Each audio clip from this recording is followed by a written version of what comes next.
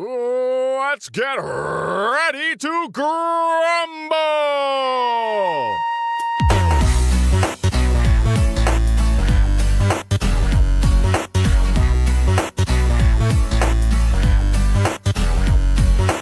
Ladies and gentlemen, it is now time for the Royal Grumble. I am your host, Graeme, and not sitting in the corner to my left because he's banned after his comments from last week is Daryl. You're not here, Daryl. And you're banned until next week when you're frankly allowed to come back, so that's fine. Sitting in the corner to my right is Dan. Hi. Hello, you're allowed here for some reason, even though you participated in the same thing. Because, you know why? Because I make the rules, that's why. And nothing to do with where our studio is based. Nothing to do with any of that at all. Right, let's get this fresh off the pot. People say fresh off the pot, is that a thing? Well, fresh out of the oven. Yeah. Baked Japanese goodness on the Royal Grumble. Japanese green tea cakes. Yes, baked G1 Grappanese tea cake. No, that doesn't. Just speak about the G1. The B block final finished literally 10 minutes ago. Fill in your wall chart. It is filled in. Yeah. Not yours. Oh, mine, no. Not yours. The listeners. The listeners. Yeah. That's who we love. And probably about 2 hours after this episode's released, I might put together a very quick 10-15 minute G1 final thing after I've watched it, because I'll be watching that live tomorrow as well. Probably not a bad idea. So, the big matches that have happened in the past week, I'll quickly go through. It's Ibushi versus Omega. Yeah. Did you see the photo of Omega after the match? No. Ibushi pretty much knocked his lip off his face. That's painful. Yeah, he had like blood just like gooping out of his mouth. I saw them sitting next to each other. Yeah. They took a bit of a toll, that one. Ishii got the win over the IWGP champion for the second G1 in 3 years. Yes. And I'm guessing this time he will challenge the champion. The other person to get a win before the final day over Kenny Omega was Toru Yano. Right. Now, let's address this here. All I'm saying, mate, right? Who came to Doncaster? Toru Yano and Hiroshi Tanahashi. Who's had the best weeks of their career for a while? Toru Yano, Hiroshi Tanahashi. So, I mean, it's the Donny Glow. There's a big asterisk on Toru Yano beating Omega. Not the point, mate. In terms of the fact that it was almost like a Money in the Bank cash-in to start with. Not the point. The Bullet Club OGs attacked Omega before the match. Attacked Ibushi before the match. Omega tried to make the save. They attacked him. And then Yano came out and tried to get the match started as quick as possible to pin him. The match went a little while, and then the Bullet Club OGs interfered, again costing Omega the match. So who won?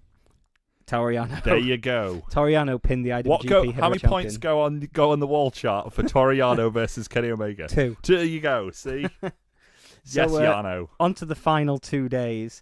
The big thing in the A block, Jay White lost to Evil on the final day, knocking him out of competition finally. And then we got another classic between Tanahashi and Okada. A 30-minute time limit draw for the third time in their career. They've had 3 G1 matches. All 3 have gone time limit draws. Love it. Tanahashi hit the high fly flow, got a 2 count and tried to jump up to get it again, but sadly did not get the 3 count in time.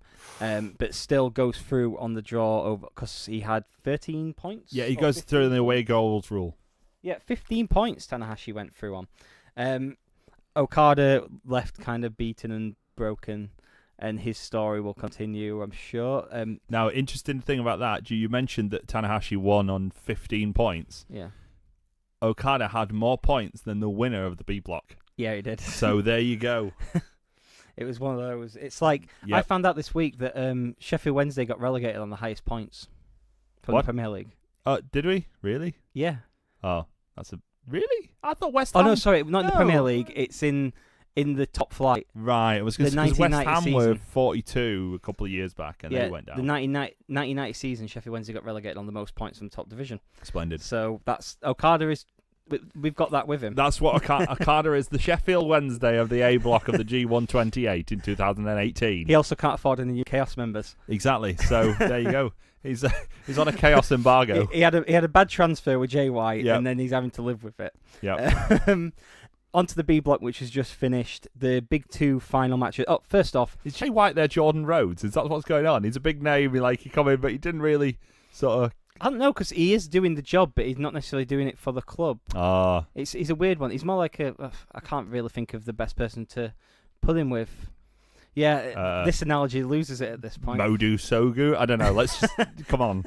Obscure Sheffield Wednesday players aside, let's carry on with the G1. So the B block, the Bullet Club OGs were told that they were not allowed to interfere in any matches. If they did, they would get a 3-month suspension and a fine. That didn't stop them trying to interfere in Tamatonga's match. Eventually, they were all kicked out of the building by the CEO of the company. Well, Tamatonga tweeted and said, I'd look forward to a 3-month vacation. Yeah, they all tweeted like pictures of himself photoshopped onto desert islands and stuff. Really happy with it. So we'll see where that goes tomorrow on the G1 final day, because the big thing about the G1 finals isn't just the actual final matches. We always get the setup for everything for the rest of the year. Yeah. So it's a big, big show. It's basically the lead up to how things are going to roll on into Wrestle Kingdom as it sort of moves forward. So the big matches that matter are Naito versus Zack Sabre Jr. If Naito won, If Naito won, that would eliminate Ibushi. So then if Ibushi beats Omega, Naito goes through. However, Zack Sabre Jr. The G1 might not be coming home. No, but he did what England couldn't in winning the 3rd, 4th place playoff. That's quite a good analogy. I quite like that. Yeah, that's he beat pretty Naito much what happened. with the Zack driver. Excellent. Which was given to him by Taka Michinoku. It's the Michinoku driver. However, the way Zack does it is he seems to keep his opponent as far away from his body as possible to make sure they land right on their head. It was sickening looking. That sounds about right for Zack. It was the second most sickening head bump in the match. The other one was Zack taking a DDT from Naito and somehow landing completely upright in a limp position while upright on his head. It looks awful. He's an odd sort, isn't he, Zack? He does things differently. That's what we can agree on. He does love a head bump. Yeah. So Naito was eliminated, leaving the Golden Lovers collision as the. Now you said earlier on, heart says Ibushi, head says Naito. Take that, Naito. You head, you Burke. Take that, Naito. See, I was hoping for the Zack Sabre Jr. little eye gesture. Surely it's got to be right. Sorry to interrupt again. Surely it's got to be. Naito's got to be getting that title back from Jericho then, hasn't he? It's got to be that. I'm not sure. No? The prediction going around at the moment is Wrestle Kingdom will be Okada versus Jericho for the title. Oh. Because Jericho not in a title match would be strange. Oh, well, Jericho will... Not Jericho, Okada not in a title match. Well, I'm going to say Jericho definitely has to be in a title match. You would have to assume when he gets off his cruise. Yeah, the way it's looking at the moment, this is going to be the first Wrestle Kingdom in 4 or 5 years with Okada not in the main event. Yeah. The last time he wasn't in the main event was a title match, was against Naito when the fans voted Tanahashi versus Nakamura as the main event. Yes, I recall. So that left the main event of Ibushi, Omega, and it was something. So long ago, they said that they never wanted to wrestle each other again because they were afraid they'd probably kill each other. They came very close. Yeah. Yeah, there was some... I mean, it's as close as they could come without, fireworks, really, isn't it? Yeah, the thing that led to the finish was Kenny Omega tried to hit a one-winged angel from the top. Ibushi got out, kicked Kenny in the back of the head on the top rope, so he leant down, stood on his back, and then jumped up and hit a double stomp right on the back of his head. And then picked him up and hit the Kamigoye for the win. Delicious.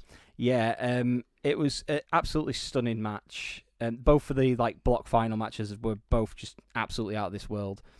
And we get a final tomorrow of Ibushi versus Tanahashi. So the question comes back then, right? At this point, because as we've said already, we're recording this shortly after the B block concluded. Do they go the whole hog with Ibushi? I think so.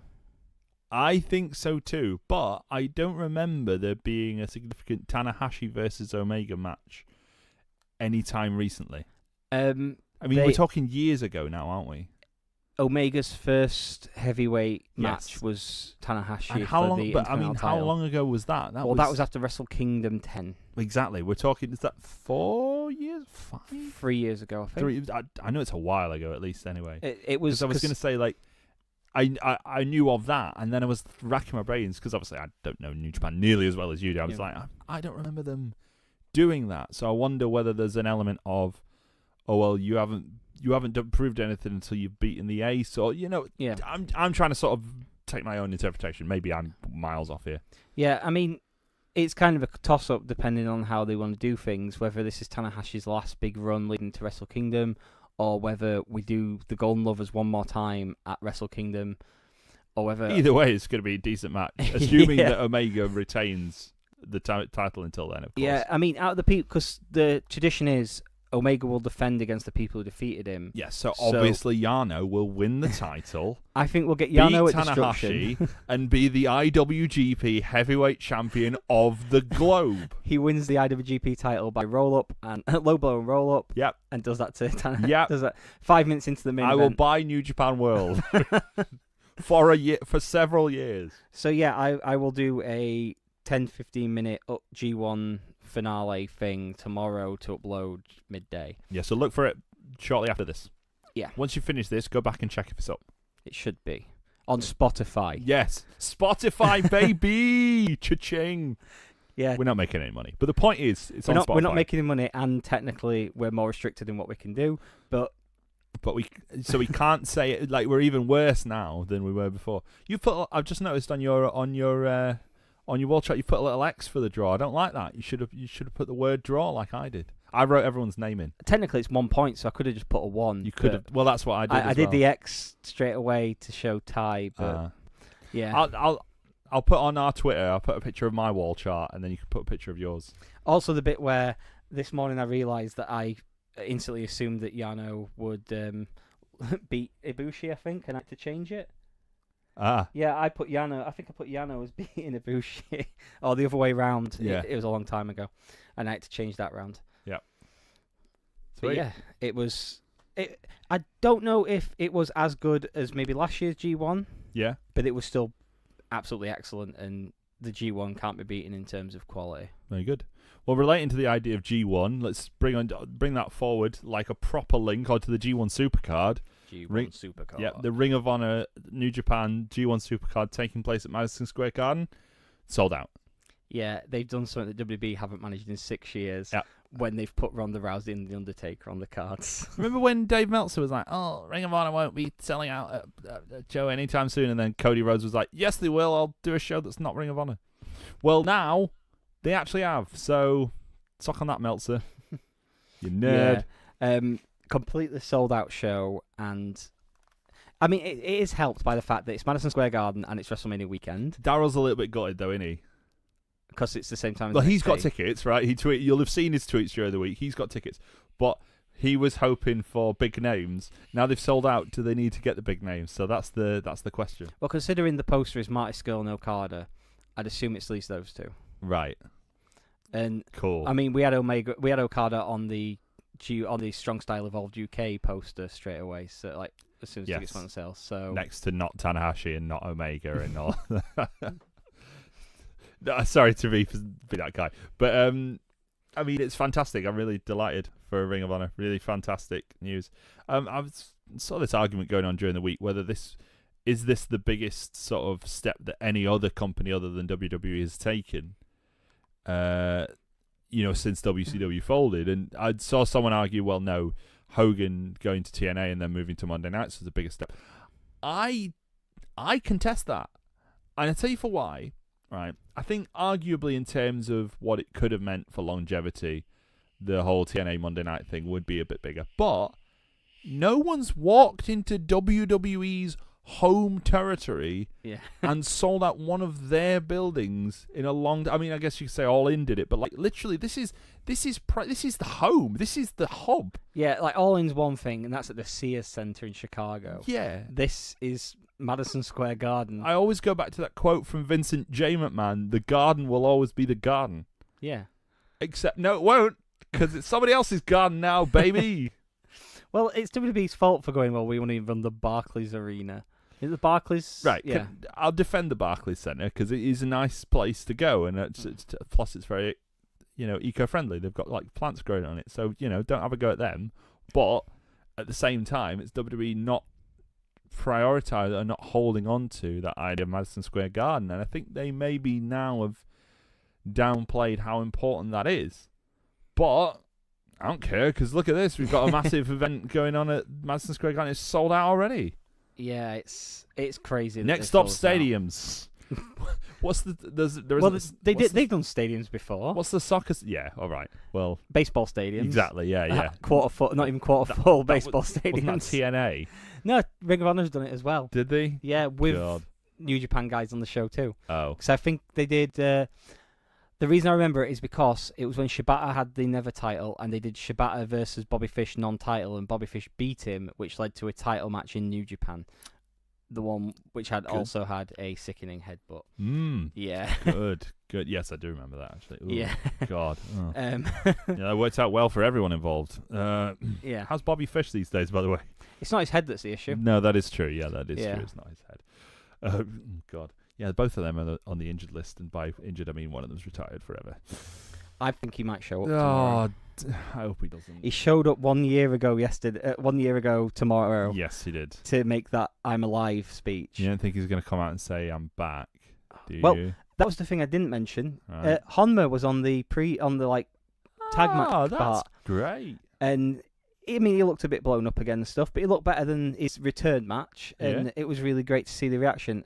Back in the day, I always worried about Honma because he uses his head a lot, and you just knew that something like this was coming at times. But it was really nice to see him back, and he was really emotional after the match and everything. It was really great to see. Yeah, good for Honma. That's yeah, good. And I just feel like Shibata won't give up, which to his detriment maybe. Yeah, well, exactly. Yeah, you won't give up, but he also might not walk again if he doesn't give up. That's Walking's the least of his issues. well, okay. Considering what the injury was. Well, yeah, okay. Physically be able to talk and feel things. Yeah. Anyway. Speaking of, I'm trying to think of a link that works to what I'm going to complain about. Go on. Speaking of loud things clanging and banging like Shibata's head. Don't know where you got that from, but go on. World of Sport. Right. Let's talk about World of Sport. Let's talk about week 2 of World of Sport. So, Yeah. British Wrestling's still on ITV. They haven't cancelled it after a week, so we'll take that. Now, so my thoughts on the show. The production was very slightly better, but still terrible. Fair enough. I realise what the issue I have with the camera work is, apart from all the cuts. Yep. They're missing the impact of moves. Right, okay. So one of the best examples was Viper does the cannonball into the corner, and the camera angle they chose only it didn't really show the impact. It only showed it was zoomed in almost on Kaylee Ray's shoulder, so you kind of saw Viper come into frame and hit her. Yeah. But they did a lot of that where I don't know whether it was to cover for stuff, or which I doubt with those two especially, because they're both so crisp and good at what they do. Yeah. And especially considering the powerbomb Viper hit on the outside as well. Can I be honest? I don't think Viper's particularly crisp at what she does. I think she's quite good at what she does in terms of her character and stuff. I don't think she's the crispest, to be complete. If you wanted to, well, she's supposed to be like a bruiser, isn't she? So, yeah, exactly. She doesn't need to be. She's not a technician. But I feel like with the way they cut things and the way they zoom in on certain things and stuff, it's almost like they're trying to take impact away from the moves on purpose. And I feel like it might be a decision where they're like, okay, we don't want we don't want strong style on ITV thing. It's done on purpose because it's a family audience. I did specifically notice there was one point where I can't remember who it was. I can't remember who it was. Someone was flying towards a ladder anyway, and they did the old SmackDown at 10 o'clock on the Sky One cut to the crowd. Yeah. So I wouldn't be surprised if there is an element of that as well, where they don't. It's not so much that they don't want to show the impact, but they don't want to give you the idea of the pain. I don't know. It's a tricky one, isn't it? The only other thing on production I would say is they really need to work on their sound mixing, because during Rampage versus Joe Hendry, Juice was banging on the ring apron, and because the ring mic is so loud, because Secrets of Wrestling Exposed, there's a mic underneath the ring to There's a what? Yeah. Who is this Mike, and why is he underneath my ring? He's related to Hornswoggle. They live there. Oh, okay. Flatmate. Oh, Hornswoggle. We'll come back to him. He's there to make the ring sound bigger and louder and everything. And Juice just lightly tapping on the ring apron made it sound like Yokozuna just hit the bonsai drop in the corner. Boom, so maybe turn it down in the mix a little bit. Yep. The positive I will say about this show, Robbie X was great. Yeah, Robbie was absolutely great. It only really sort of dawned on me, seeing him on the telly. I was like, that is him, And the fact that, he looked a star in it. He looked pretty good. Yeah, like in that match, he stood out quite a bit in it. Like Lionheart looked good as well. Like yeah, yeah, he did. Yeah. So yeah, well, did he though? But then they did that thing where Still it was had like his own face. really so. vague about what Gabriel Kidd won in the briefcase. He won the contract for the match. The match contract briefcase match. Yeah. Which he took the contract out of the briefcase for the match. I mean, surely there's a thought of, why am I fighting so hard when I don't know what I'm fighting for? The match contract. But anyway, the big positive I'll take out of this show, but then became kind of a negative, was Joe Hendry's built for this show. Yes, he is. Yeah. Joe Hendry's, like, as much like recently I've been a little down on him a bit. Like, the stick was getting a bit old for me, but seeing him in that arena, he's perfect for it. Like, he should be the guy over Grado. Like, I like Grado, but Joe Hendry should be like the proper guy. Grado's the Mick Foley, Joe Hendry's the Rock. I know it's not the best analogy to use, considering the name. It's sacrilege almost to say those names in those contexts, right. But it's that sort of dynamic that should be happening. Do you know Mick Foley hasn't been back to WWE since those allegations came out against him? Someone pointed that out to me about an Which hour allegations? Ago. There was a woman who said Mick Foley did a bad thing to her. Oh, and she, I didn't know those allegations. I'd forgotten about it, but I remember reading something vague about it. And she has his tights now. The reason I just sort of reacted a bit, someone wrote, Mick Foley doesn't give out farts unless you pay him, so why would she have his tights? And I was like, okay, I'd not really thought about that. Oh dear. Yeah. Anyway, but yeah, just happened that you mentioned. But Mick Foley. that was the big I get positive. the analogy. That was the big positive. The slight negative is they kind of killed him. Well, a little bit, yeah. By having Rampage just beat him. Well, no. CJ Banks interfered. Let's be fair. Not Martin Kirby, who he's having a match with next week, interfered, which would have built towards that. But it's all very odd, isn't it? Yeah. I don't dislike it, but it's like you said last week, it's not for you. Yeah. I don't think it's for me either, which worries me a little bit. Yeah, because I'm a lot more casual than you are. On the wrestling fan spectrum, and that it is a spectrum. Yeah. Well, we're all on a spectrum, really, aren't we? Let's be honest. We're all on some form of a spectrum. It's you're more leaning towards the family friendly, boo the heels, boo the heels type thing, whereas I'm like smack him harder. Walter. You know what? I was almost wearing the ring cam shorts and the Walter shirt today, and I thought it was overkill. Yeah, exactly. Yeah. You can't wear both. You've gone for the Macho Madness. Yeah. It's good. Right, purple Macho Madness. So yeah, I'm kind of enjoying Will Sport. I thought it was a good move making the women's match the for its women's the main event. Match. Yeah, the main event. That's 2 this week, but we'll get back to that in a moment. Yeah. So yeah. I will keep watching it. Let's link through then. So, women's match main event. There was a women's match as the main event of Raw, wasn't it? Yeah, booyah. Did it all there. We've got more to talk about with women in Raw with tomorrow night's Raw as well. But, so Ronda Rousey made her Raw debut against Alicia Fooooox, who we'll be talking about more later on, by the way. Yeah. Great American Bash cover. We promised we would do it last week. We're doing our Great American Bash 2008 recap today. But yeah, Ronda Rousey lobbed Alicia Fooooox, Dundee, around a little bit and won her match. Still looks like a star. Unfortunately, had to sell some brief moments of terrible offense from Alicia Fooooox, but yeah, it's all leading to her having a feud with Natalya, so that'll be great. Yeah, I'm kind of glad Alicia Fox had a job for so long, but at the same time... You're really allowing me to say it's all leading her to have a feud with Natalya, so that'll be great. You're allowing me to say the Natalya feud will be great. Yeah. It won't be bad, but like, I know you didn't actually manage to catch the end of Raw. Basically, Alexa Bliss was out, and she tried to have a go at Ronda whilst Ronda was knocking Alicia out. So then Natalya stopped her from knocking her around, and then they celebrated at the end. So, yeah, I mean, all friendships in wrestling end happily, so I can't see how this could be wrong. Especially ones between women. Exactly. Because WWE knows how to book their women. Evolution. I will say, Ronda still looks great, so they're doing all right. Right? For as many possible missteps, so far she's sort of treading over the cracks in the pavement. She's doing well. It's because they're paying her enough to make sure that they don't mess it up. Are they though? Like, I know they're paying her enough, but they still haven't always made sure that they haven't messed it up. That's all I'll say. I mean, they've really tried hard to mess Brock up, but it's not working. Well, yeah. Although I don't know. I don't know if they're actually able to, like, Yeah. you sort of can't, you know. It's more like... They're just basically making him. Yeah. Brock Lesnar's now allowed to be Brock Lesnar. Speaking of which, Paul Heyman, by the way, if we want to talk about acting in wrestling, right? Paul Heyman did a fantastic interview with Renee Young this week where he was in tears, like red eyes. And, I mean, this is the most devastating thing about it, right? This is upsetting because at the end of the interview, she's like, so who do you think is going to win between Roman and Brock? And he was like, I've known Brock Lesnar for over 10 years and I've never seen him like this. What makes you think that Roman Reigns has got a chance?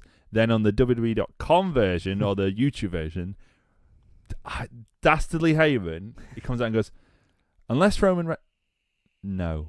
And then he walks off. I'm like, and Renee's like, unless he what? What were you going to say? Finish your thought. And he's like, the interview's over. Bye. See you later. Don't tease me a Roman Reigns and Brock. Sorry, don't tease me a Roman Reigns heel turn with Paul Heyman. Because it's not going to happen. Don't do it. You know what? You know how I was going to do it? How? A pin. Well, I don't understand. Because you know how Brock gets all like crazy red and looks like he's about to explode? Oh, he's going to It's going to be like a cartoon. He's just going to go pop. Oh, I thought you meant like 1, 2, 3 pin, not like literally going to prick him with a like. Yeah, from a no, hat no, pin. no, a hat pin. Front 6 row splash zone. Oh. No, what will really happen? It'll be like the Meg, but without Jason Statham. Oh, God. Is that 2 weeks in a row we've mentioned the Meg? I have no intention of going to watch it. Are we promoting the Meg? Because if we are, that's fine, but I just want to know. We need some dead-eyed advertising on here, don't we, like other podcasts? Hey. Go to Squarespace or any other website like Weebly that we don't update. Do you like sharks? Then come and see the Meg. Do you like sharks? Do you like the one mega. from Jaws? Imagine if it was bigger.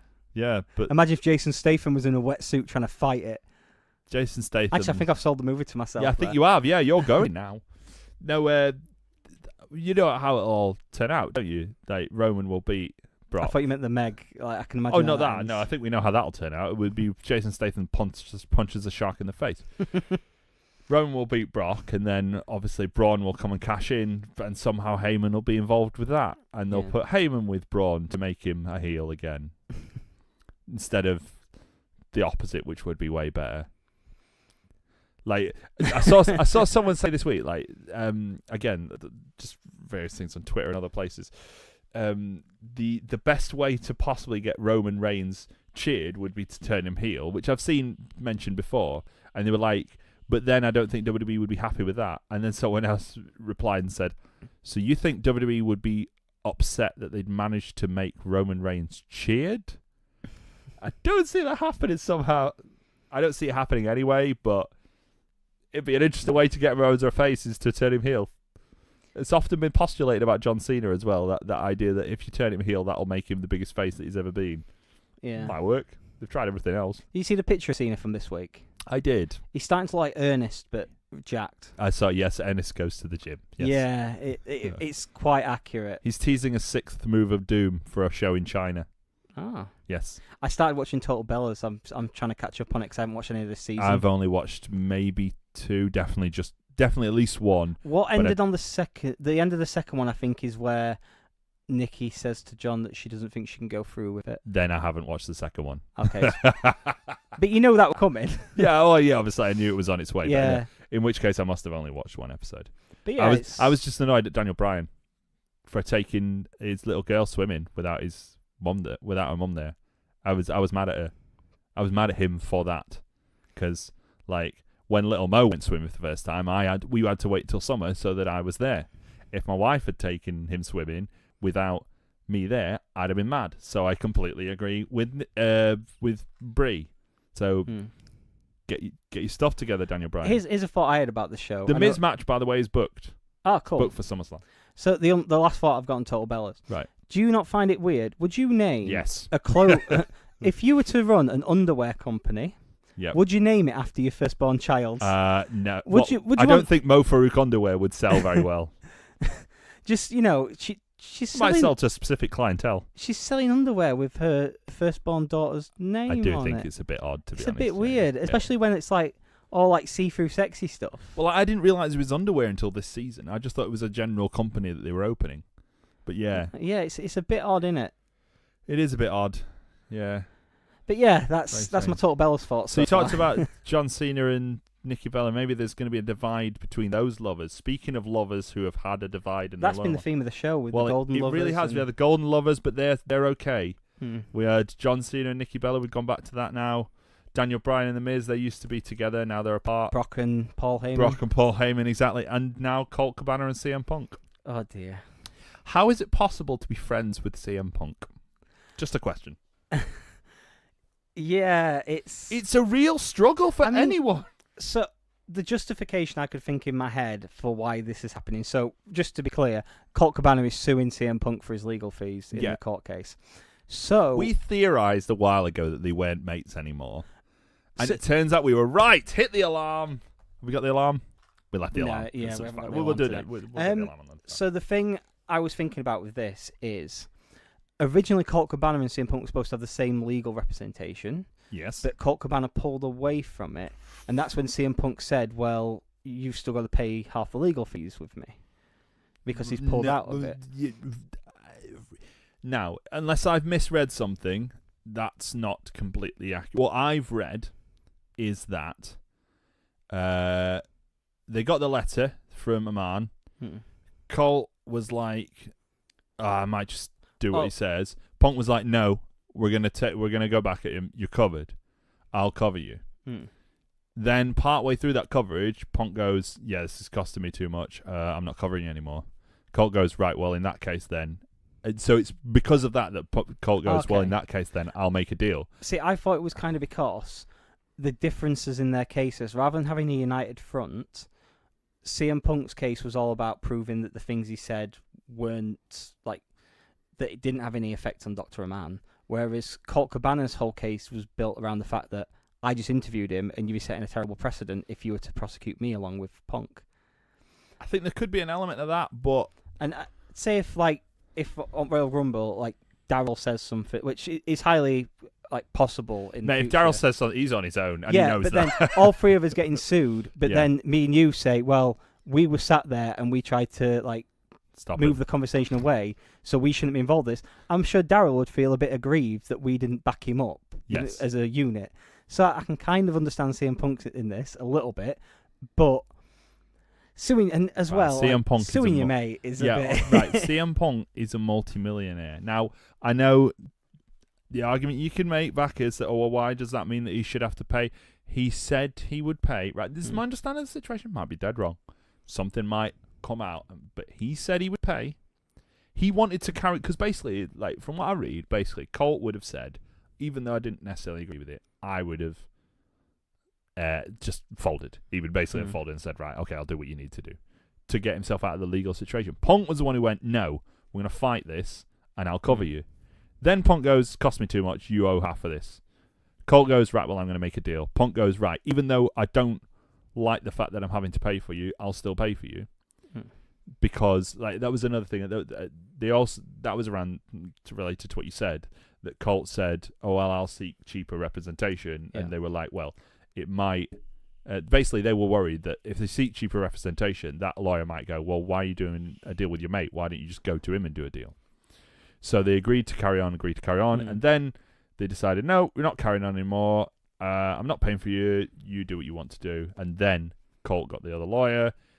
He carried on. They won. And now Colt's suing Punk for the legal costs, but also for $1 million. See, that's the bit that really gets me. I don't completely understand. I Right. wonder if there's something about it, though. Because here's my...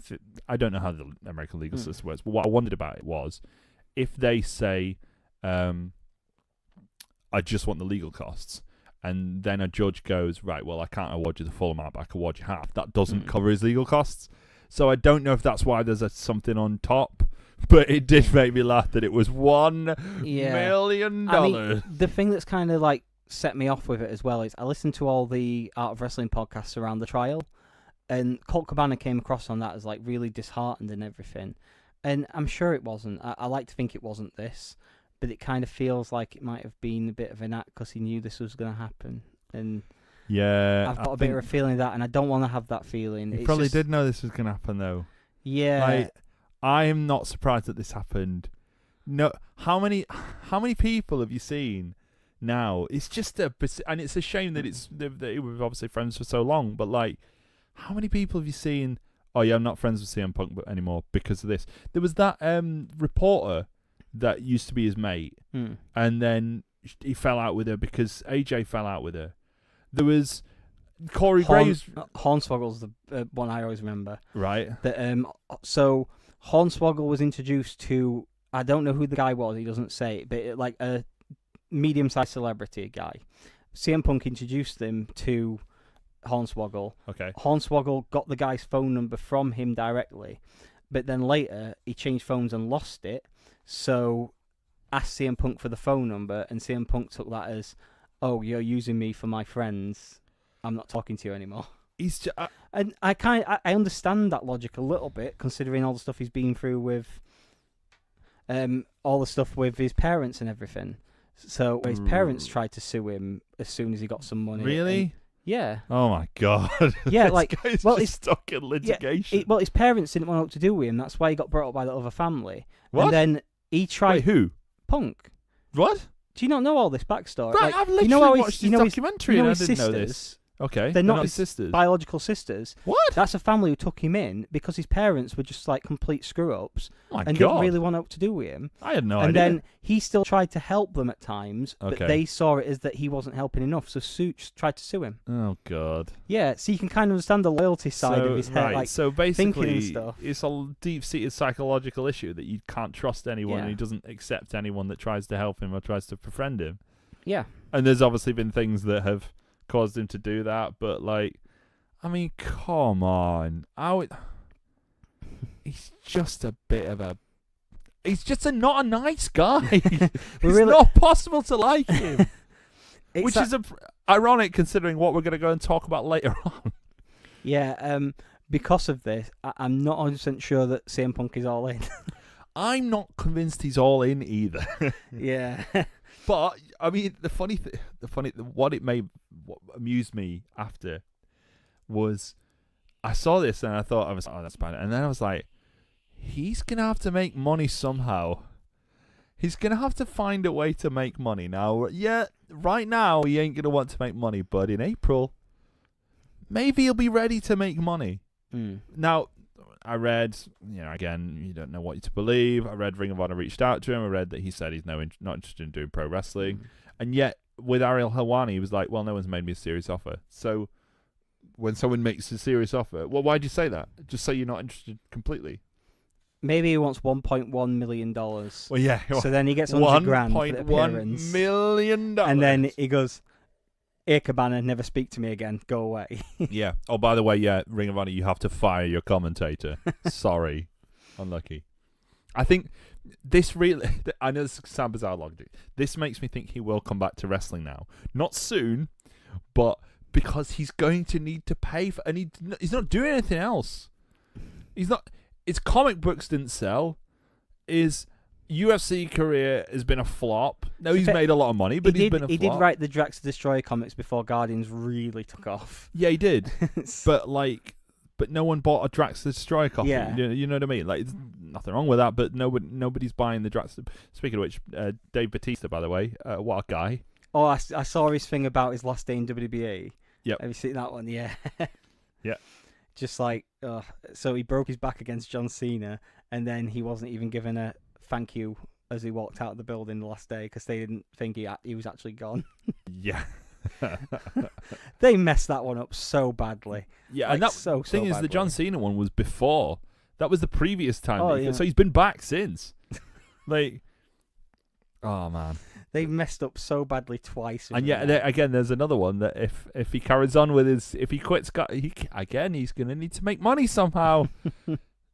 Anyway, the moral of the story is that even when Vince loses, he wins. Of course, Vince, legally speaking, I can't say that Vince was involved with the case because he wasn't. He definitely didn't fund the random doctor. He definitely did. There's no proof to say that, and we have no reason to believe that. But yeah, even when Vince loses. Has Dr. Man been anywhere near television since all that happened? Because I have no idea. He said some pretty, illegal things that he'd done in that case that would make you think WWE might go, should we have this guy as our head doctor? He openly admitted to giving away patient information in WhatsApp group chats. Tricky one. Right, well, anyway, we talked about CM Punk a little bit. He definitely relates to our topic for this week, which is, again, as we mentioned before, the Great American Bash 2008. We're back to our 2008 rewind for the second week in a row for the first time, and we're going to be carrying on with that after this. Before the renaissance of British wrestling. Just turned against Team Supreme. Before the revolution. Before the progress. There was one. One company who pushed the boundaries. One company on the lips of British wrestling fans. One of the most controversial companies in British wrestling history. One company bringing pro wrestling dream matches to the UK. Dearly beloved, we're gathered here tonight to celebrate the life of BW. The Royal Grumble brings to you the in-depth look at the company that brought them together. The company that brought eyes from around the world to a small town in the north of England. 1PW, version 1, 2005 to 2007. Coming soon! Subscribe now.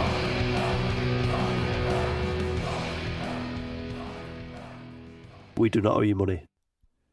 Welcome back! Welcome to Dose. Can you see by the dawn's... I didn't know what the theme was of the What was Great the American theme Bash. this time? I'll level with you. It should tell you on here. I'm sure it does. I did hear it, but... Move to the Music by American Bang. Yes! Move to the music! Move Move. to the music. No, that's not that move one. to the music. Yeah, exactly. Move to the music. Move. It sounds like Yeah. the Union Underground, but it's not. Move all the way to the music. Don't let the music stop. This is great content. This is what people Yeah. tune into this wrestling-based Well, podcast for. You've rushed us back on air Yeah. because, like, literally, we finished recording the first half seconds ago. Yeah. Well, exactly. Like, I want a quick turnaround. That's what I want. We haven't been anywhere in between. Quick turnaround. That's my motto. Is get in, get out. I mean, it's not my no. It's not. It's not my motto. No, sorry.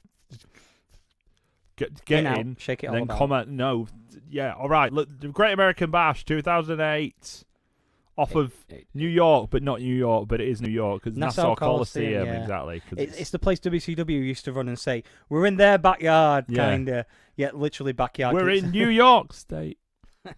A bit like Brooklyn is in New York State. Even though they don't mind being in Brooklyn, but they still refer to it as New York It's- City. If it's one of the 5 boroughs, you can get away with it. Exactly. Is it 5 boroughs? No, I'm remembering my Beastie Boys, surely. maybe. 5 boroughs. Staten Island, Brooklyn, Manhattan. There's 2 others. Queens. Queens. And there's a 5th one. There's definitely... Bronx. Yeah, it'll be the Bronx. 9 yeah. Queens. I don't know. I'm just saying words out loud. So, first match was a fatal 4-way for the WWE Tag Team Championship. We got Defending champions, The Miz and Morrison.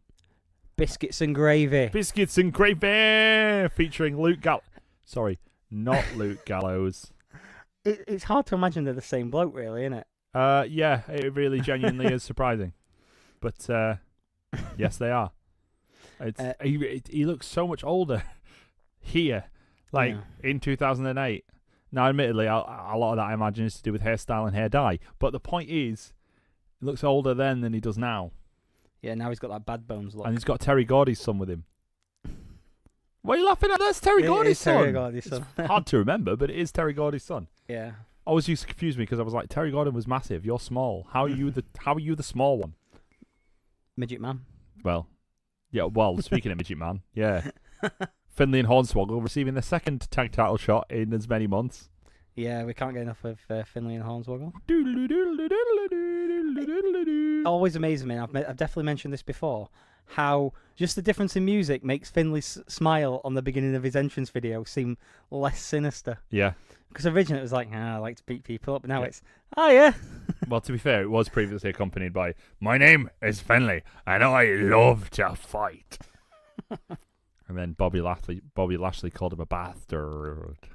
Oh dear. That was a good feud. Genuinely, it was a really good feud. I mean, not so much when Bobby Lashley spoke, but sorry, Bobby Lindsay.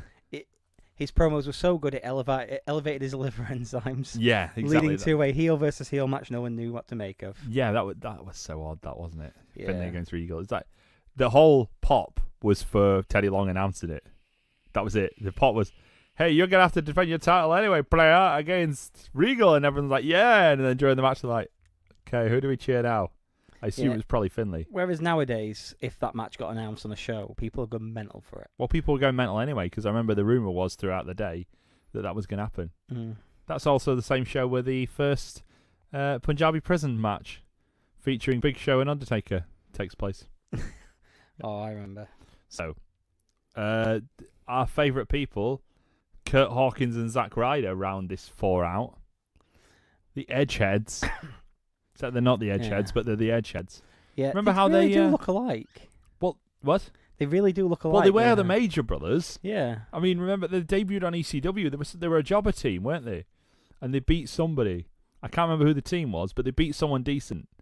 But they were the Major Brothers, and then like they did this weird thing where Edge brought the Major Brothers in to be like they imitated him. They dressed up as him. Yeah. And got attacked by I'm gonna say Batista in a match. Sounds right. And then after that show, he was like, you guys aren't really brothers, are you? And they're like, no, we lied to get into... And he's like, well, you're now Kurt Hawkins and you're now Zack Ryder. I also don't think during any point he mentioned, by the way, I also used to have a fake brother, so let's just do that now. The Fake Brothers Coalition. I'm just... I'm receiving messages. Okay. So I post a video, but it's a G1 spoiler. I've told them to go ahead. It's because I said yesterday, if anyone posts a G1 spoiler today, I will go mental. I was going to post something a lot more violent, but I think I eventually settled on I will break. I think just avoid the violence altogether. Yeah, because Aiden posted a bunch of G1 spoilers on one of the days. Hi, Aiden. Yeah, friend of the show, Aiden. Yes, official friend of the show. So anyway, Hawkins and Ryder win the titles here. Yeah. Yep. To gather all the gold, except not. Yeah. Because Chavo Guerrero never won the US title, and Edge, well, we'll see Edge later on, won't we? La Familia. La Familia. I think actually La Familia might have broken up or something due to... it's in disarray at the moment because Edge got off with Alicia Fooox. Alicia Fooox! I told you she would come back up. Yeah, we'll talk about that more later. Yes, that's quite the angle. Ain't no stopping me now. No! Let me give it to you. Ain't no it's the gold standard, baby. Yeah. How can you tell that it's the gold standard? Because his hair's gold. Because he's dyed his hair and gold. his gear's gold. And his gear's gold. And they say gold standard. And his intro is gold, and he says gold a lot. It's a bit like Goldust, but without the, ambiguous sexuality. Yeah. And also, he's a black man. But apart from that, a bit like Goldust. Basically the same. It's like Booker T and Goldust combined. A little bit. Yeah. Except not at all, and with none of the charisma. Yeah. So it's against Matt Hardy, who is creeping into, transforming into his well-known character, Fat Lardy. Yes, he is. It's that little beard. It's the tiny, like... The pencil line beard. Like any sort of new metal band in 2001 beard. Yeah, but if you've got even the slightest bit of a double chin, it makes it look worse, which is why I don't shave that high up. It accentuates the double, doesn't it? Yeah. So Fat Lardy is on ECW now, off of the draft. So this is him. This is basically him losing the US title, so he can go after the ECW title instead. Yeah. And be the main face of ECW. That's right. In 2008, Matt Hardy was the main face of ECW. Speaking of the main face of ECW, well, actually, we should, so he loses, Shelton Benjamin wins. Tommy Dreamer is the ECW Championship challenger here against Big Mizark Mark Henry. Putting his career on the line. No, but yes. Yeah. Like, Mike Adamley mentions it, but no one else talks about it. So I think it was like, no, Mike, you've got the wrong end of the stick. He does do that later, next year. But at the moment, no, that's not really what's happening. Mike Adamley's just having a bit of an Adamley original. And Tommy Dreamer's here with Colin Delaney. Colin Delaney, right? For those of you who may not be aware of this, Colin Delaney is James Ellsworth. 10 years That's ago. it. He's James Ellsworth. 10 years ago, and he was from Chikara. He was one of the Olsen twins, Yeah, but and not then those Olsen twins. I'm trying to remember the name of the group that he was in after his WWE run. Was it Stigma? He was with Unstable. Unstable. The 'cause Unstable, that's yeah. great Vin band. Gerard and Stigma, who was Shane Storm. Yes. And to get he would use John Cena's moveset yeah. in Chikara. Yeah.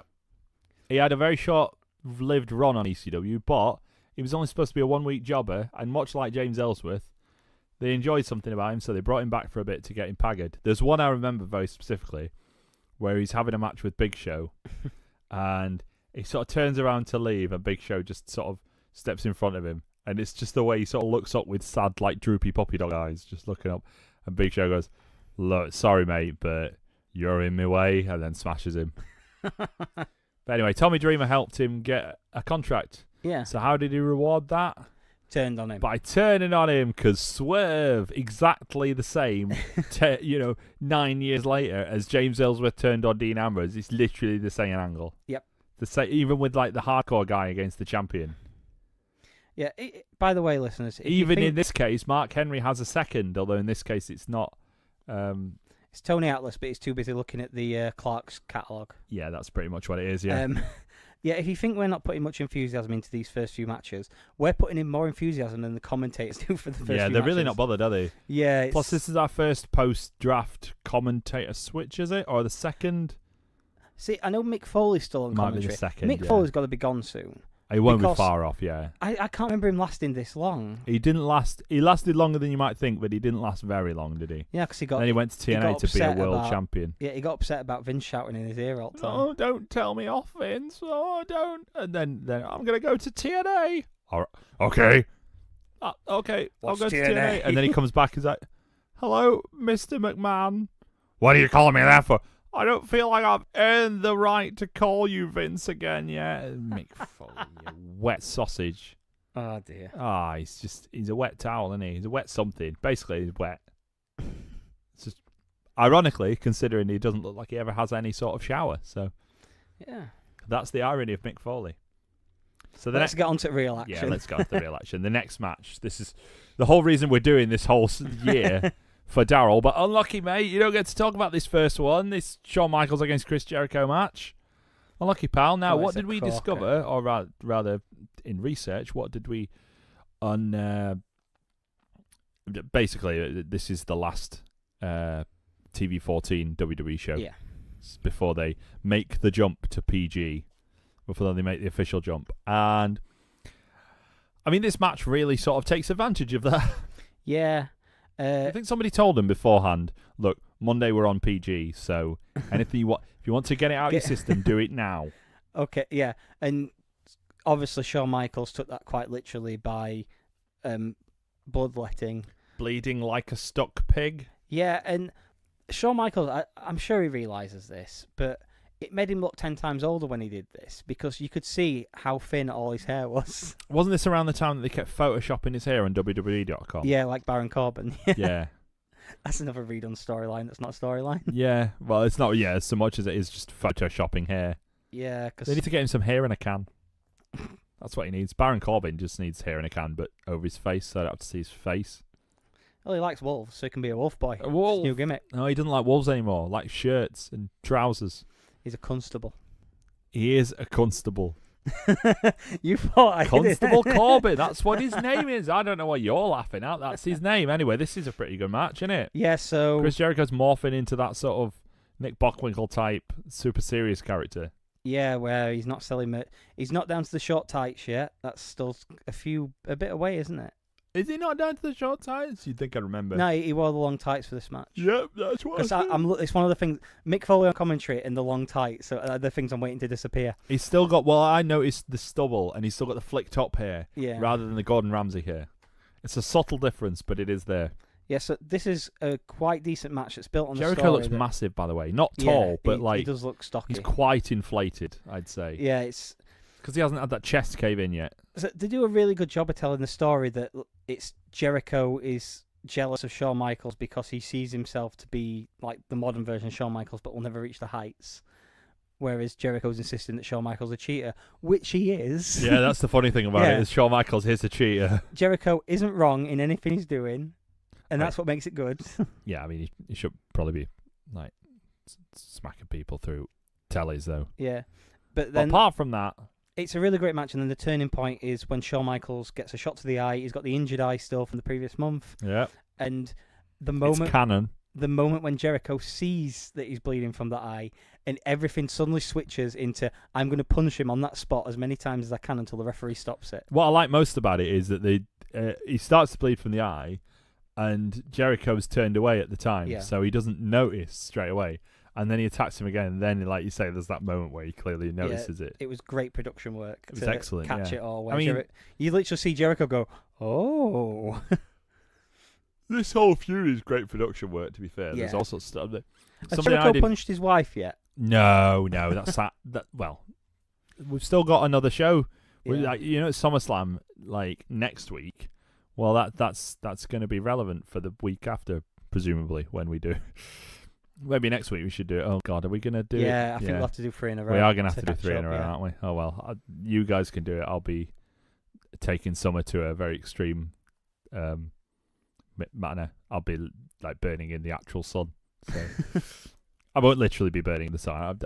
Only you can prevent forest fires. Right. So Jericho gets the match stopped by smacking Shawn about a lot. Yeah, technical stoppage, and it worked really well. It was an absolutely brilliant match. Followed by Michelle McCool versus Natalya. Right. Natalya's ring gear. Well, let's get it. Wrestler fashions. Yeah, Natalya's ring gear makes it. It's not just you that can demand that, Daryl. Yeah, her ring gear makes it look like she's had a wardrobe malfunction. Right, it's really strange. Right, her hair. What's going on there?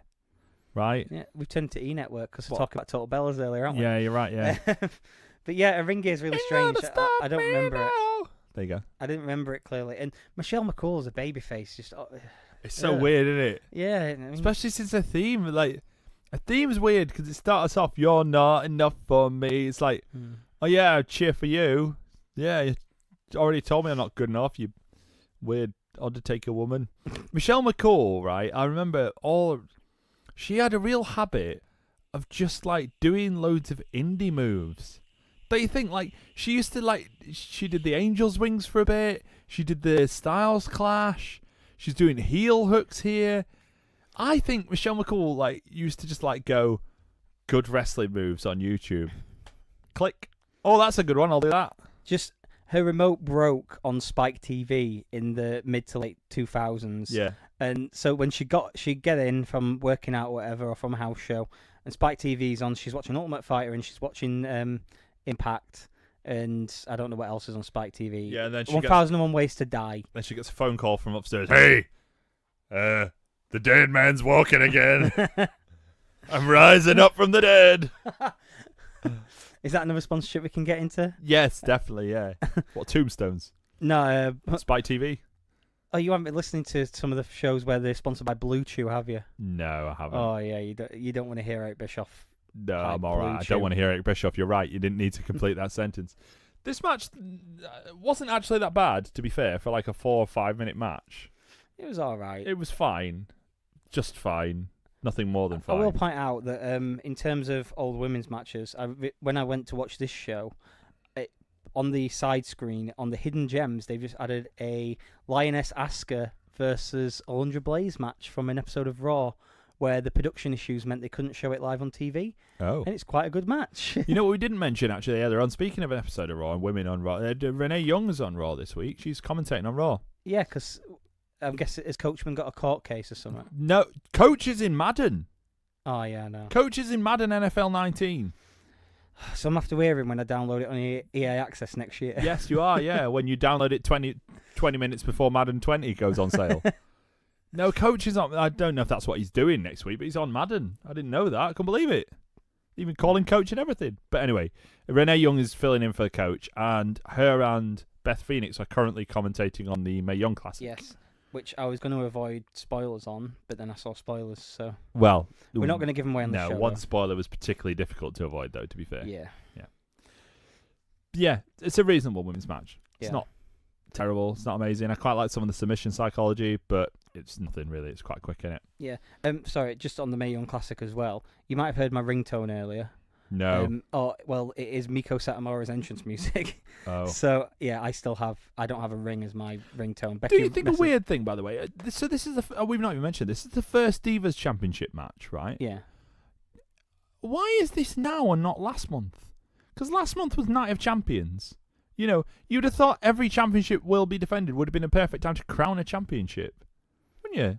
You'd have thought that, but It's then weird, isn't it? Do you think they just didn't have it ready? they had the other women's title match in Yeah. this spot between like big matches, didn't they? They There's did. the come down before the New York City Parking Lot Brawl. No. Oh no. Oh, You're no. forgetting, just like everyone forgets, that CM Punk was the world heavyweight champion at this point. He's not even in the co-main event. No, he's not even in there. No, but he is facing a proper star in Batista. Yeah. Now, you know, I remember, I must have misremembered this match. In my head, because obviously I was a super Punk fan at the time. I did, by the way, for an extra little bit of research, go and watch what I think is one of my favourite episodes of Raw. The episode shortly after the previous pay-per-view where CM Punk wins the title, which is a great, it's great 2 hours of television. It's fantastic. So it starts off, Edge comes out. He's like, unlucky, you'll never see this title on Raw again. Bye. Batista comes around, pags him around. Punk cashes in the Money in the Bank and becomes the world champion, which brings the title back to Raw. Then JBL challenges him for a match, and Punk's like, yeah, I'll do it. I'll have a match with you later on. Then, I mean, it flows through the whole story, which is this whole show, which is why I enjoy it so much. Cena comes out and says, I don't see why JBL deserves a shot. I think I should have a shot. I think you'd rather see John Cena against CM Punk. And he puts over Punk and he's like, I want a shot as well. I want to have the opportunity for the title. JBL comes out and says, you're not going to ruin my title match. Here's my private security. Get out of the building. They kick Cena out of the building. So the main event is CM Punk against JBL. We know JBL's got private security, so it's stacked against CM Punk. So we're rooting for him. This guy was his first night on Raw. And during that match, John Cena and Crime Time for no discernible reason. Yeah. Right. But I remember at the time thinking, oh, that's actually quite cool because they like have some kind of connection in their sort of tough thug roots. They like rap music. Yes, that's it. That's their connection. And they come out and take out JBL's security. Punk beats JBL clean. And then Punk dives onto the security to end the show. It's a great 2 hours of They television. put him over better in that one show than they do the rest of his entire title reign. A little bit, yeah. But A little bit. this match, again, I mean, they're basically making him look like a bit of a loser against Batista all the way through from that. But this match, actually, I didn't remember this match being as relatively even as I thought it was. I think it's because at the time, like I was same as you, massive CM Punk fan, and we were like, well, Punk's the champion. Why aren't you putting him over like a champion? Like getting nerd rage. There's definitely an Whereas element now- of that, yeah. But this match actually is really quite good. Yeah, it was. It tells a really good story of Batista is more powerful, is stronger. Punk is quicker and is more agile. He uses his martial arts. Sorry, just remember that CM Punk is a legit MMA mixed martial artist. So is Batista. Yeah, that's right. Which one won their MMA fight? I mean, there's a difference. Not the point. Batista fought in a casino in Answer Florida my question. somewhere Answer my question. against a 45-year-old fat bloke. Answer my question. Which one has Oh, more yeah, wins like- in MMA? Yeah, because Batista's smart enough to know his level. Yeah, exactly. Well, to be fair, CM Punk knew his level eventually. It was journalists. I mean, it wasn't the level he could win at, but it was his I level. thought you were going to say his level was on the canvas. Oh, no, that is his level, yeah. Or the doctor's table getting stitched up. That's his level. Spirit level.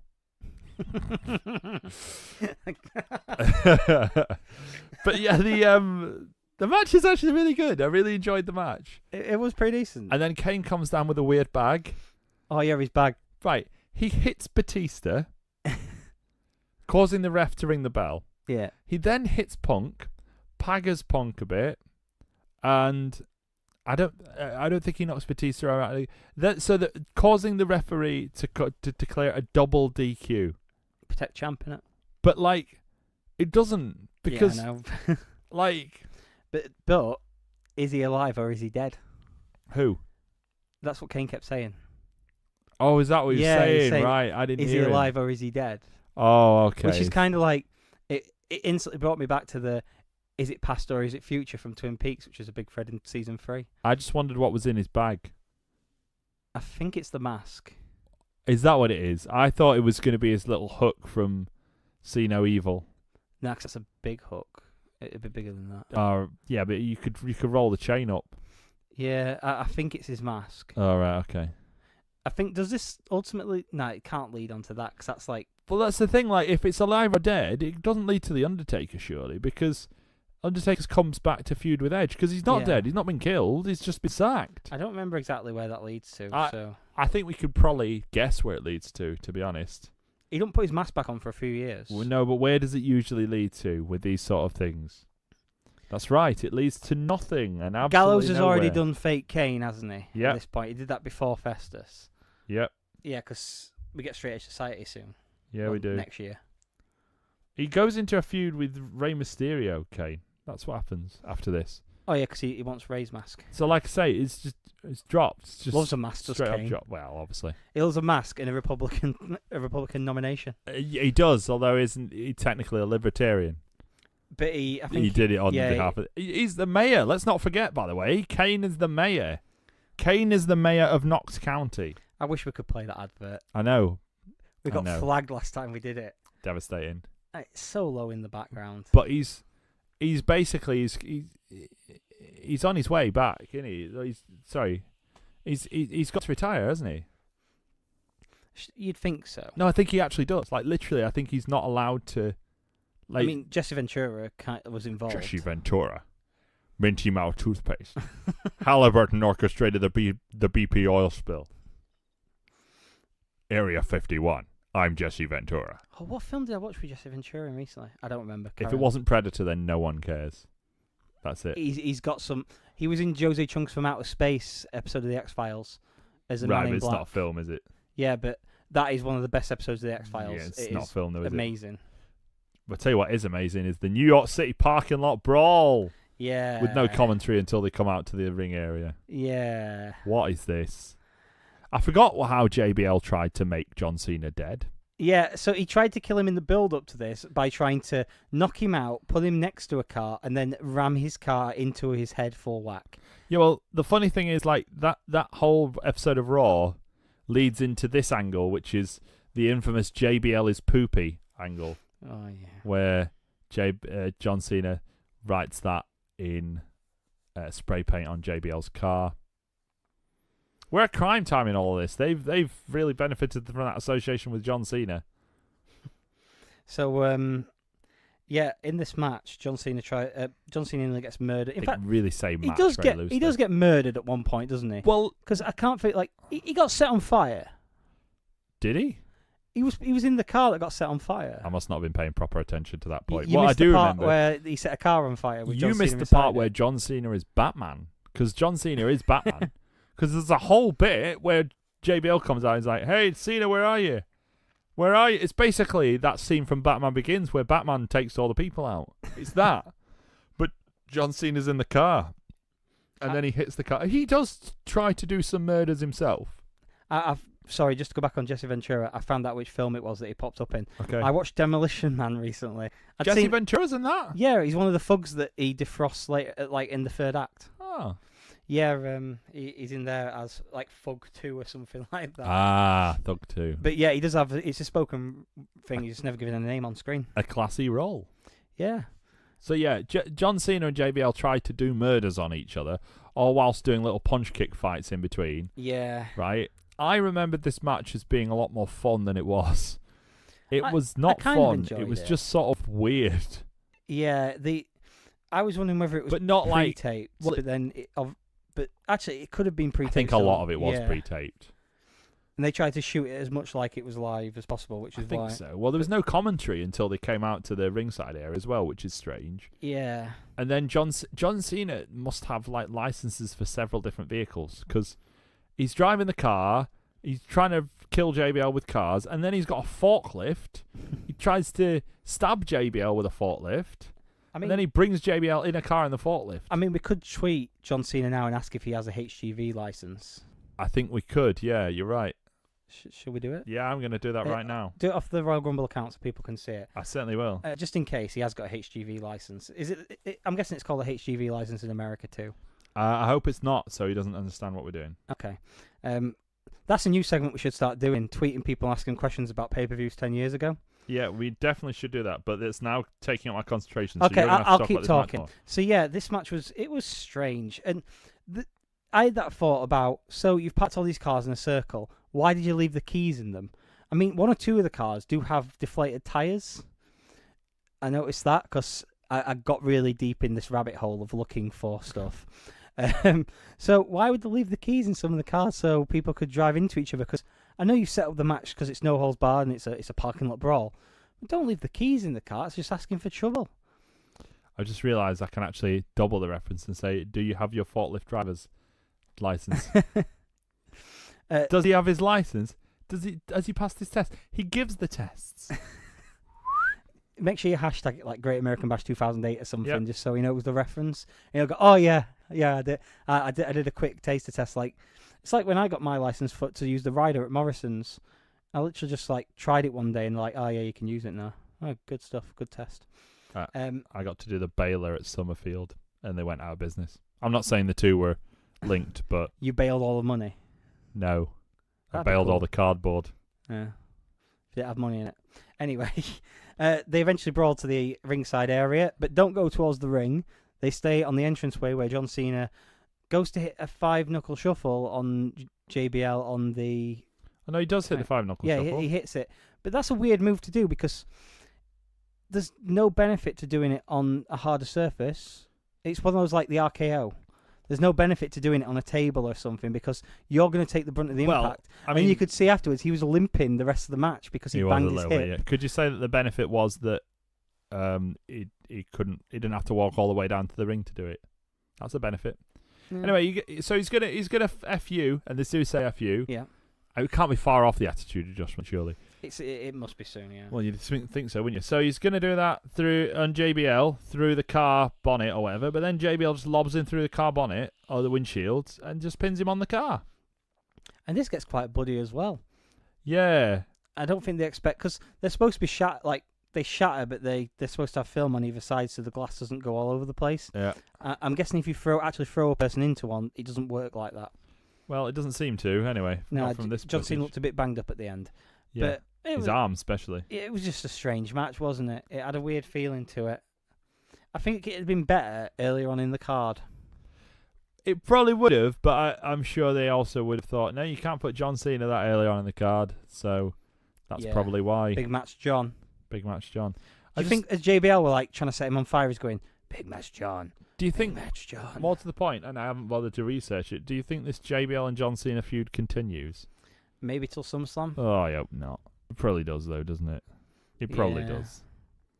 Cena's got to be back in title picture soon, because where... Well, he was in the title picture last month, though. Yeah. Like, he had the match with Triple H. A month or two is far enough away. Yeah.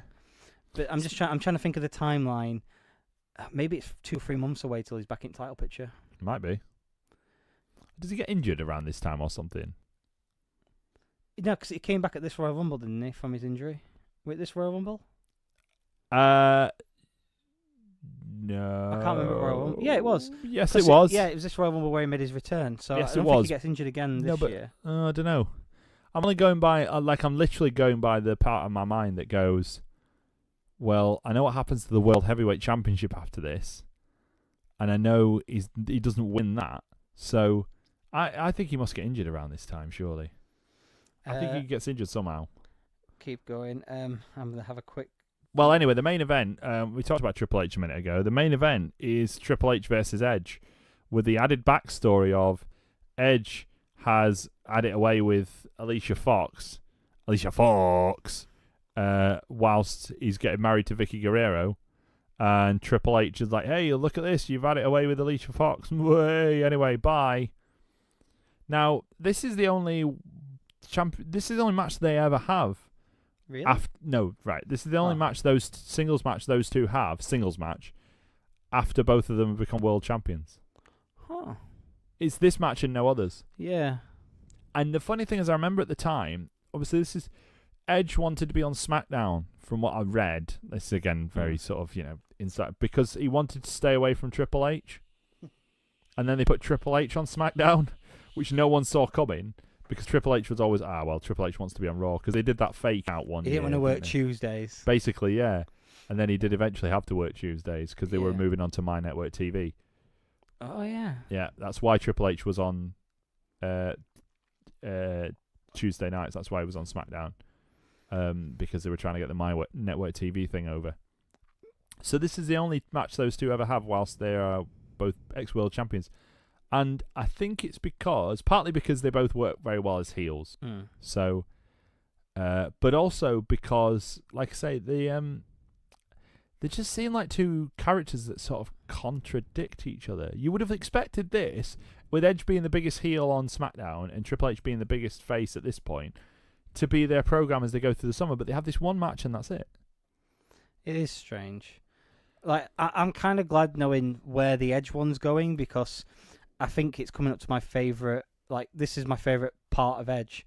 And the other thing, I've mentioned this before going through these shows. At the time, I never saw Edge as a main eventer. He just didn't feel like a main eventer to me.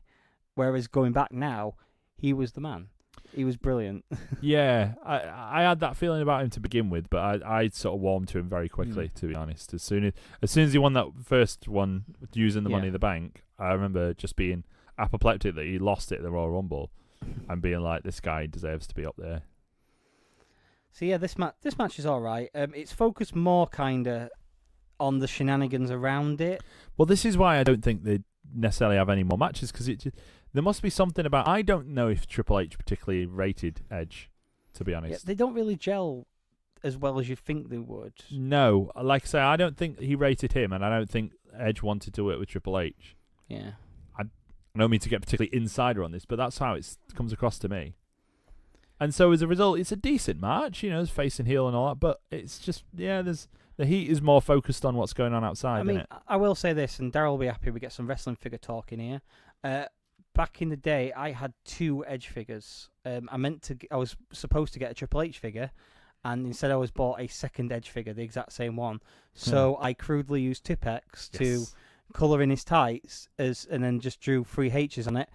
He suddenly became Triple H, because the Triple H and Edge figures, to me, looked exactly the same anyway. Yeah, all right, racist. What, just because they're blonde hair, blue eyes, they look the same? Are they both blue eyes? I don't know. It was back in the 1998, 99. It would have been. When Triple H was still skinny, before he was accused of going on the gas by every other wrestler. Nice. Yeah. See, I worked around that one really well. You did. Was accused of. Well done. You picked that. Before he released that book with H face in it. Allegedly. Yeah. So yeah, it didn't gel really well. The big part of the match involves Vicky Guerrero being involved, Alicia Fooox coming down. Yeah, Alicia Fooox comes down first. Yeah. To pass Edge the title, at which point Vicky Guerrero comes down to attack Alicia Fooox. And then that causes Triple H to win. Because Edge goes for the spear, Triple H moves out of the way, and he accidentally spears Vicky Guerrero. Yep. And he's kind of in shock at what he's just done, and Triple H takes advantage of it and wins. Yeah, it's a very odd sort of mini feud that, like I say, it's the top face and the top heel on SmackDown, and it goes nowhere from this. Yeah, but then the only reason I'm happy about it is because Vicky Guerrero makes the match for SummerSlam.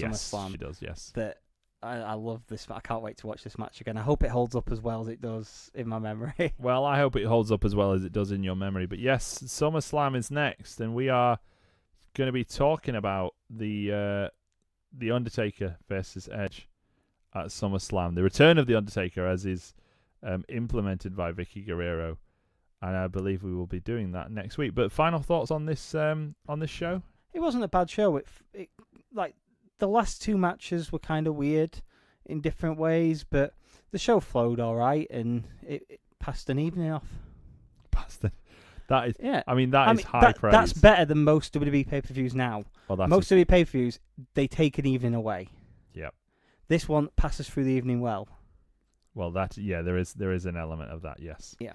Do you know what else we're heading towards, though, Dan, at this point? Joey Janela lost in New York? No. That's coming up in 2 weeks. No, in 2008. In 2008? Yes. Do you know who's about to take over as the Raw general manager? it's Mike Adamley. It's Mike Adamley's on his way. So, who's going to be the first to forget that we're not supposed to make fun of Mike Adamley? Well, we did that last week, so I think we're probably all of us. Yeah, I think I didn't make fun of him last week. I want to point that one out. I was the one who pointed out. Didn't we say we're not making fun of him because it's come out recently that he has dementia? You were here though, so it's sort of your fault in a way. Well, this is back to the Colt Cabana CM Punk thing we talked about earlier. Yep. I'm the Colt Cabana here, aren't I?